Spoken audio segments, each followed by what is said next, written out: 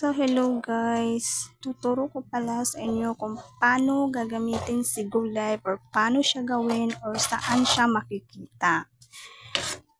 Gumawa mo muna ako ng video dyan guys kasi tuturo ko sa inyo kung saan siya makikita.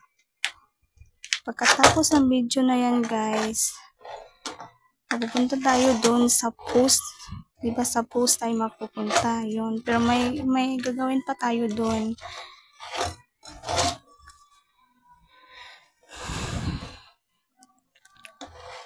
Katapos ng video ko yan guys, yung next, pindutin natin yung next, tapos yung next, yung add link. Yung add link guys, ayan na si Go Live, pindutin nyo yung Go Live. Ayan na guys, select topic. O, diba? Select topic na siya. Pindot na kayo ng isa dyan o yung tugma sa ginawa nyong content. Ayan. Na siya guys. O, reminding rewards. Kung may 1K followers ka nito guys, magagawa mo to si Go Live. Makikita mo si Go Live. Pero ilalagay ko lang dyan sa baba yung link ni Go Live.